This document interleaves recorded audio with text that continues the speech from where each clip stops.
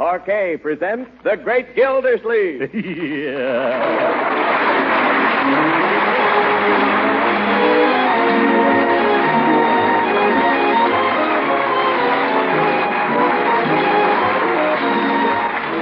makers of Parquet Margarine present each week at this time Harold Perry as The Great Gildersleeve, written by John Wheaton.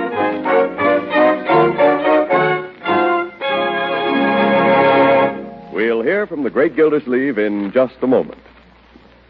But first, I want to give you some facts about a food that's becoming more important than ever these days. That food is nutritious Parquet Margarine, the delicious economical spread for bread made by Kraft. So here are a few simple facts that may explain why thousands of American families are using Parquet Margarine 3 times a day, at the table and for cooking, too. First, Parquet is a wholesome vegetable margarine, made from carefully selected American farm products. Second, Parquet Margarine is a highly nourishing food, one of the best energy foods you can serve, and a reliable year-round source of important vitamin A. Third, Parquet is the margarine that tastes so deliciously good. Its flavor is delicate and appetizing. It's entirely different from old-time margarines. One taste will prove that to you. So for all these reasons, get acquainted with economical Parquet Margarine now. Tomorrow, ask your food dealer for Parquet, P-A-R-K-A-Y. Parquet Margarine, made by Kraft.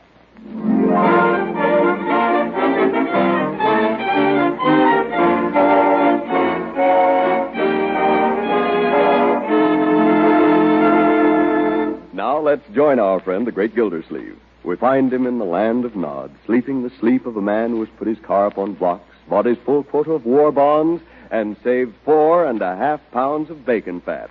While outdoors, Jack Frost has been preparing a little surprise for him.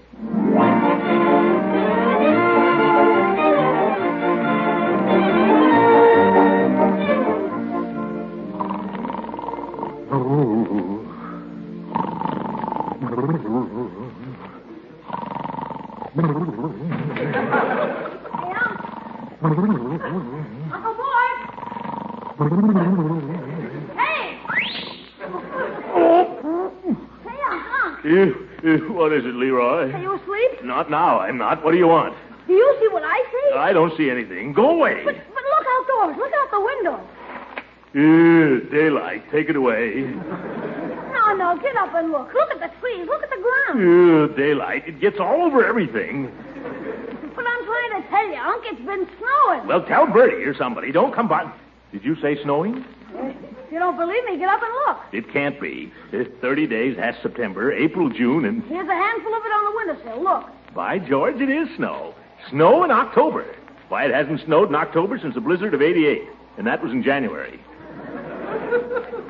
Look. You can see your breath, Unc. It must be freezing. You're darn right it's freezing. The thermometer's down to 25. And you know that hole that Mr. Clanahan dug in the front yard? Yes? The snow's filled it up. You wouldn't know it was there. Oh, my goodness. The water pipes will freeze. Yeah, they will. That Clanahan's a fine water commissioner. I've been after him for 6 days to get that hole filled in. Oh, listen to that wind. Close that window, will you, Leroy? Come on, Unc. The house won't get any warmer till you get up and start the furnace. Leroy, I wish you wouldn't drag in these unpleasant truths so early in the morning.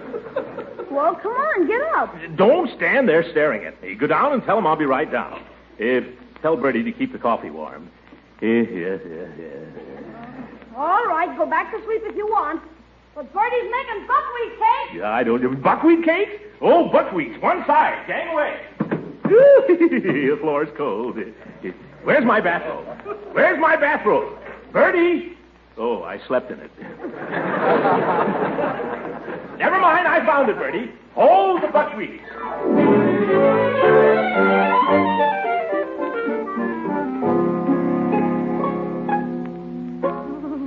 More coffee, Uncle Mort? Thank you, my dear.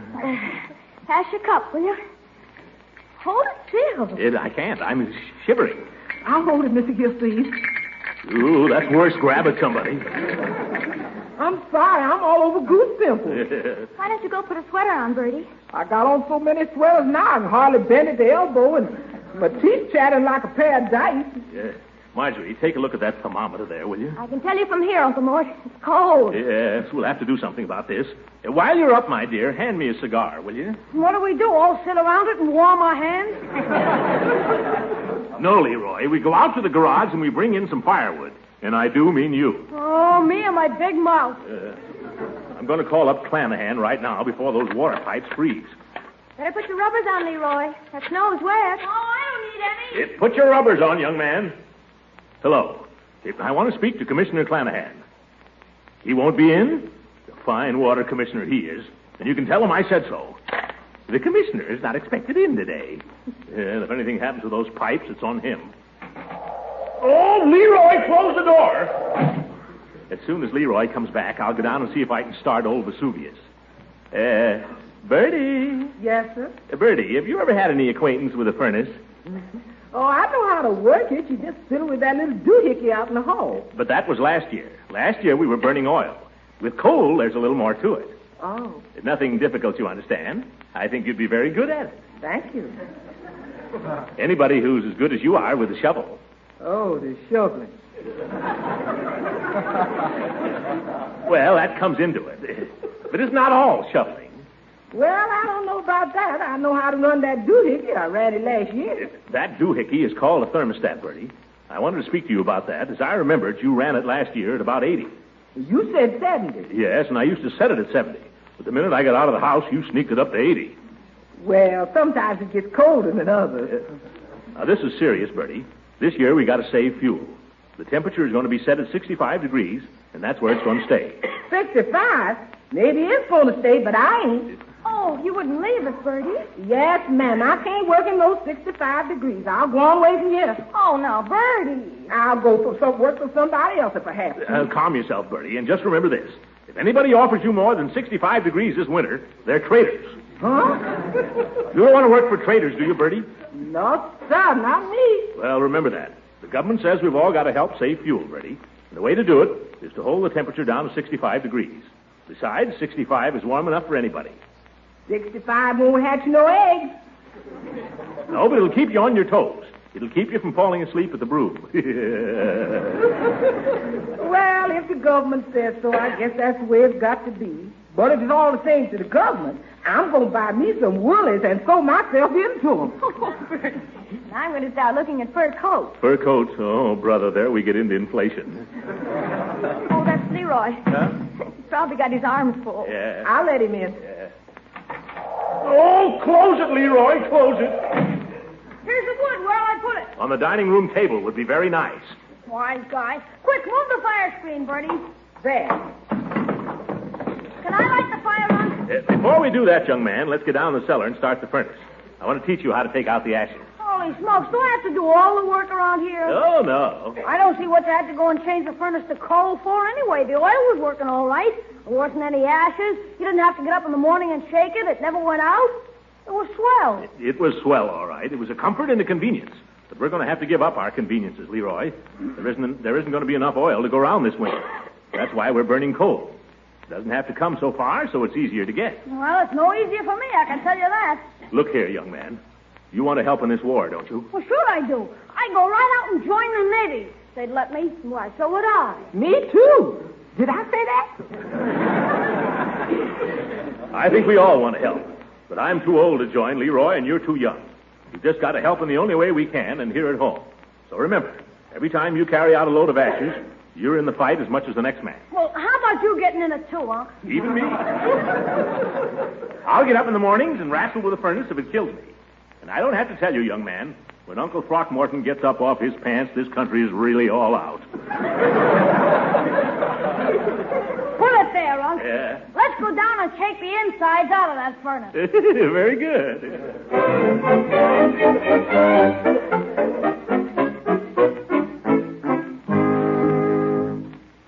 The heat's beginning to come up. I'll have it as warm as toast here in a jiffy, Marjorie. Now remember, Uncle Mort, 65. Yeah, that's as warm as most toast.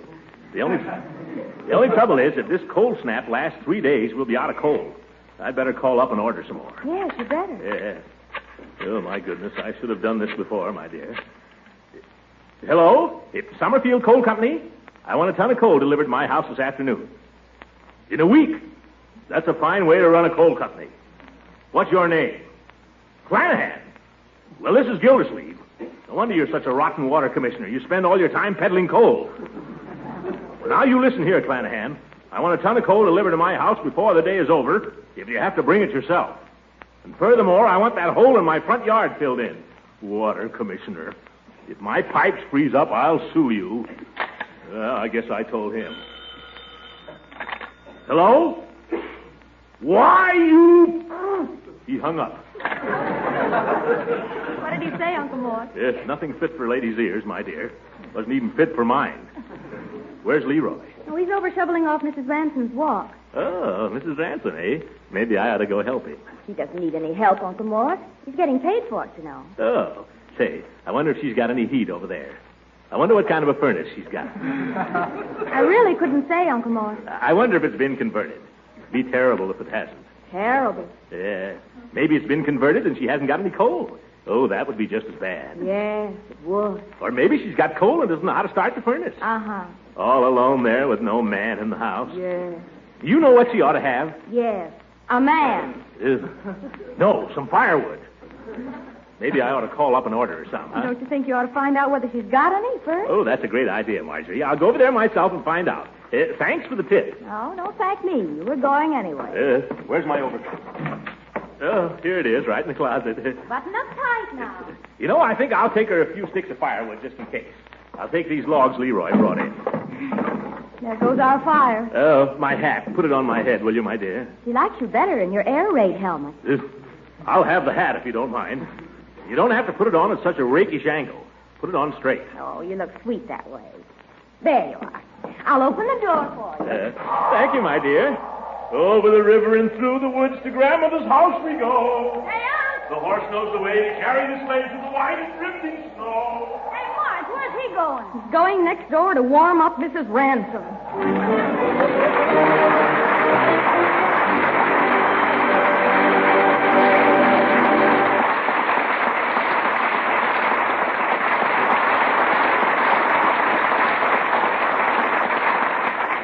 The great Gildersleeve will be with us again in a few seconds.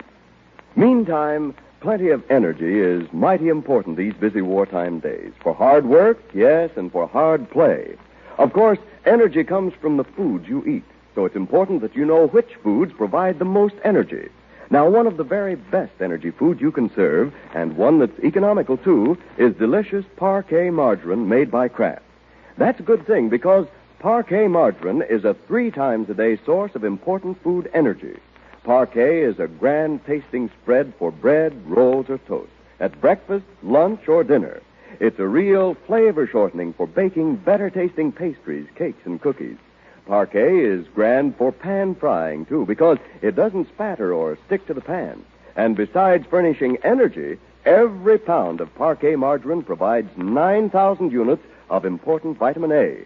So why not give delicious, economical Parquet margarine a try in your household? Remember, it's Parquet, Parkay. Parquet margarine made by Kraft.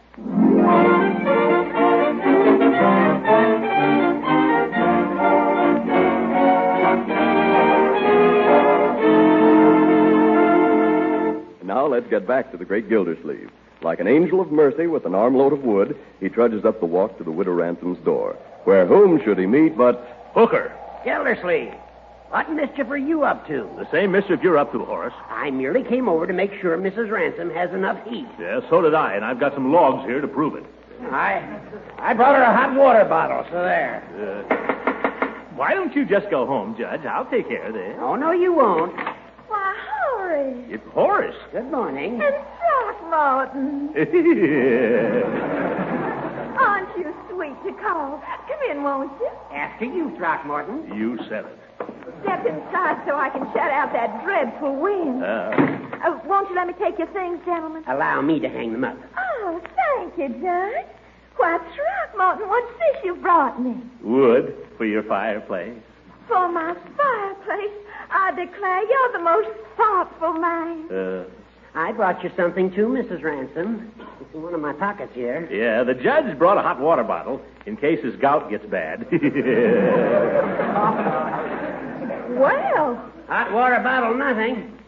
Blackberry cordial. Huh? Blackberry cordial. Oh, I just love it. It's my favorite. You sneaky old... How did you know it was my favorite? You didn't say anything about that. Why, I haven't had any blackberry cordial since I left home. Come in by the fireplace, won't you?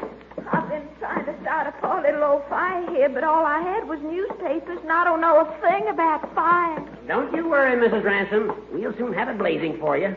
Let's have those logs, Gildy. Wait a minute. They're my logs. No, Horace gets to lay the fire because he brought the cordial. Oh. I declare I don't know what I'd do without you boys, because I'm just about frozen to death here. I haven't any furnace. I haven't any coal. You haven't any coal? No, I just never thought to order any, and I don't know what I'm going to do. I'll tell you what you're going to do. You're going to come over to my house. You're going to have lunch and dinner with us and spend the night. If Margie will put you up. Oh, Throckmorton, you're so masterful. Oh, am I? Well, I hope you have a good time, Leela. Yes, she will. It's been some time since I've enjoyed a sample of Bertie's cooking. Yes. She's a fine cook. You're wasting your breath, Hooker. Of course, I haven't got any heat in my house either. But I dare say I'll get along. Yeah, I dare say you will. Oh, you poor thing. Throckmorton, did you hear that? The judge hasn't any heat in his house either. That's a shame. I know. Let's make it a house party, shall we? Oh, how about it, Judge? All right with me if it's all right with Gildy. Oh, he'd love to have you. I know he would. Just the three of us. We can have more fun. Oh, fudge. Fudge. We'll make fudge. And full taffy. Wonderful. Throckmorton, you think of the best party. Yes, don't I? All right, Hooker, you can come to lunch, but that's all.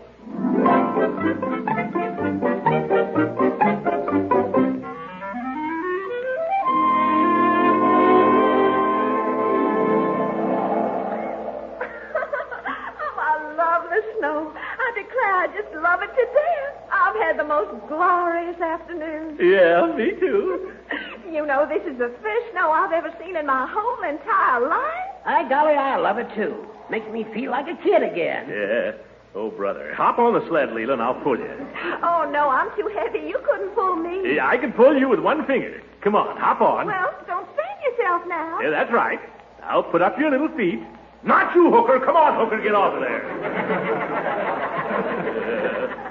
Now, boys, I don't want you to get to fighting over me. And whatever you do, don't anybody try to wash my face with snow. Huh? I just couldn't stand it if you were to wash my face with snow. By George, I've got half a notion to try. Oh, no, you won't. Oh, yes, I will. Oh, no, you won't. Oh, no. Come on, Judge. You hold her and I'll wash her face. Yeah. Oh, no, I'll hold her and you wash her face.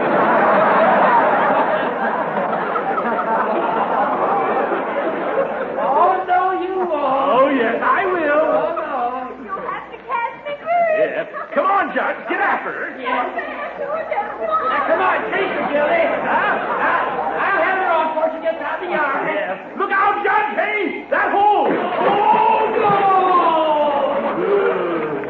What happened? Where's the judge? He fell in Clanahan's hole.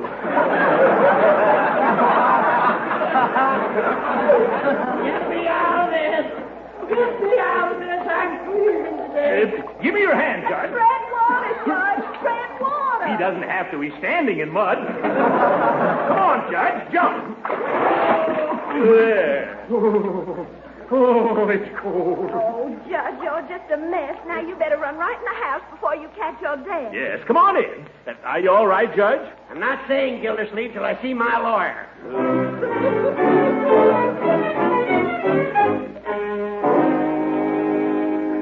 Poor Judge fell in a hole. Oh, stop your whining, you old goat.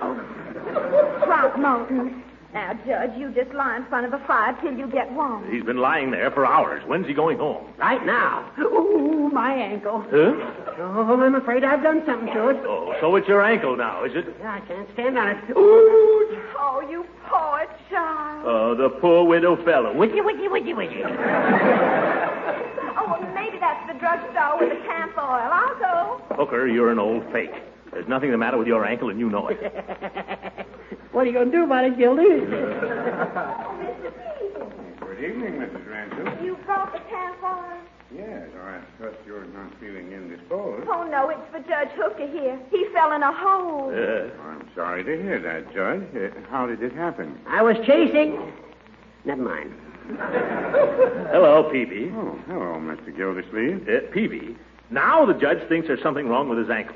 I'd like to have you take a look at it and give us your expert opinion. Ankle, eh? Yes, it has all the earmarks of a fracture. Well, now, I wouldn't say that. Oh, in other words, you think it's all right? Well, no, I wouldn't say that either. Well, what would you say? Would you say it's sprained? Well, you put me in a difficult position, Mr. Gildersleeve. I'm not a physician, you know. I'm a pharmacist. All right. You've got a license, haven't you? Well, I'm a notary public. That's better than nothing, isn't it? Well, no, I wouldn't say that. You got me a little mixed up. All right, then forget the license. Just answer me yes or no. Is there anything wrong with the judge's ankle or isn't there? Well, if you want to know... Remember, Mr. Peavy, anything you say may be used against you. Well... Come on, Peavy. I'm just asking for your frank opinion, man to man. You are a man, aren't you? Well, now, I would... Neither would I. Good night. All right, Hooker, you can stay to dinner, but that's all.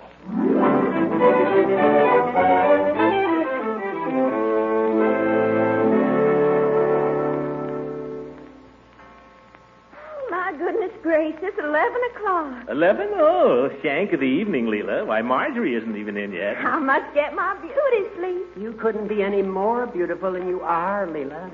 That's true, Judge, but brother, is it corny? Now, Throckmorton. Huh? But I really should be starting for my little old trundle bed. Yeah, so should Hooker.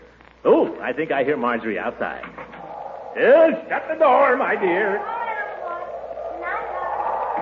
Well, Marjorie, did you have a good time? Oh, wonderful. An old-fashioned sleigh ride in October. Certainly has put roses in your cheeks. Yes, my dear. You look pretty enough to kiss.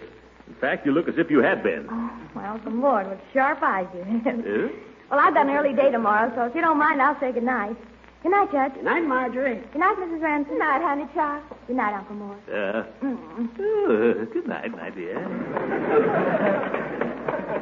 Sorry I can't drive you home, Judge, but I put my car up on blocks. That's all right, Gildy. I'll get home somehow. Oh, now you can't go home tonight with that ankle. Throckmorton, you'll have to let Judge Hooker sleep in your den or someplace. What? Thanks, Gildy. Awfully sorry to put you out, old man. Well, I should be starting to bed. Could you show me my room, Throckmorton? Could I? Let me have your satchel. Thank you. Good night, Judge. Oh, don't get up. I do hope your ankle will be much better in the morning. Oh, I hope it will. You know darn well it will. Good night, Leela. Good night. My, seems strange walking up these stairs with you, Throckmorton. Does it, Leela? Seems to me very natural. Really, Throckmorton? What do you mean by that? How else would we get up there?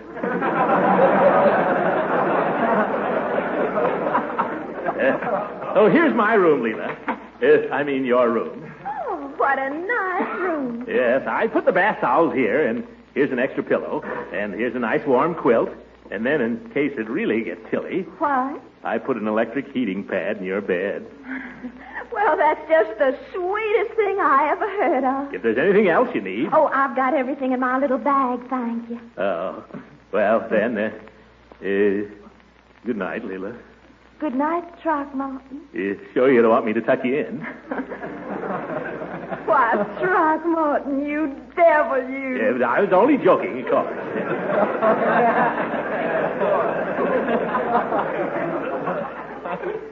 Good night, Leela.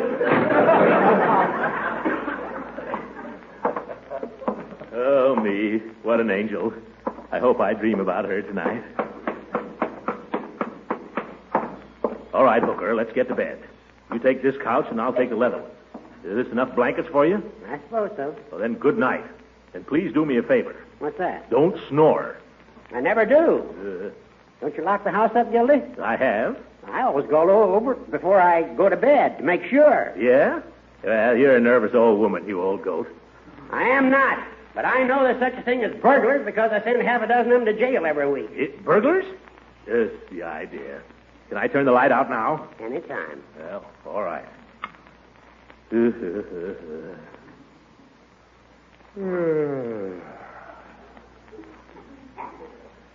Oh, Gildy. What is it? Aren't you going to tuck me in? Oh! I'll break your other ankle, Hooker. Now get to bed. Just the idea. Old goat.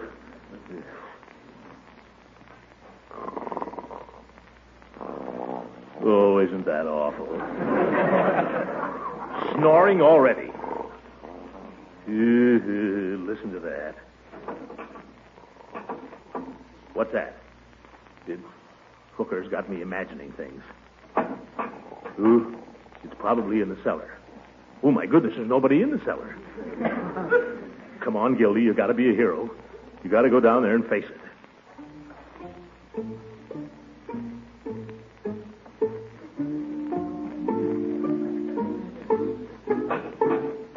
Oh, by gosh, it is a burglar, all right.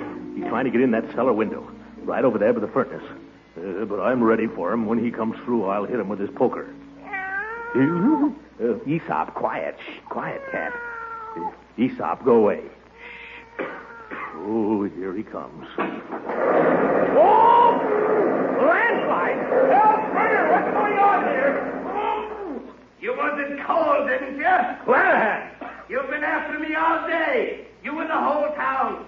Well, here's your coal. You can dig yourself out in the morning.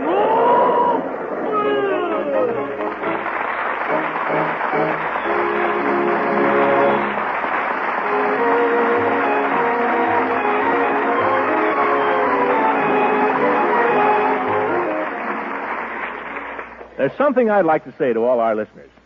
We were lucky here in Summerfield. We had an early cold snap before the real winter set in to remind us to get ready for it while there's still time. Now, you've heard that there's going to be a shortage of fuel oil this winter, and you've probably also heard people say that there's nothing to it but a lot of talk. Well, I got the dope from the government, and this is it. 95% of the fuel oil consumed in the East used to be shipped by tanker. Now we have to ship our oil by rail. It takes 280 tank cars to carry as much oil as one ship, so you figure it out for yourself. We haven't got enough tank cars to carry all the oil where it's needed or anywhere near all. There's no shortage of oil. It's a shortage of transportation. That's why the government is telling you to convert your furnace to coal if you can. They're just trying to keep us warm, folks. And if we got any sense, we'll get going right now and do what they're telling us. Have our heating plants checked, insulate our houses, put on weather strips, anything that'll save fuel. If you haven't got the cash for it, you can borrow it from the FHA. It's really an investment, not only in improving your house and keeping your family comfortable and healthy, but you'll get some of it back in savings on your fuel bill. And you'll know that you're doing something to help our Army and Navy win this war. If that doesn't give you enough of a glow to keep you warm throughout the winter, remember, it's going to be a heck of a lot colder in Russia. Good night, ladies and gentlemen.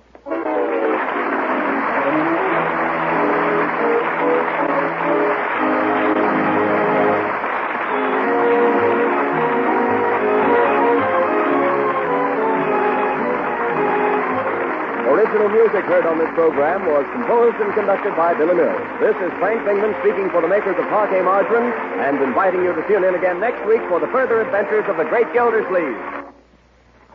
Some foods may be getting scarce these days, but good wholesome cheese and other dairy foods are plentiful. And just think of the tasty, satisfying main dinner dishes they'll help you make.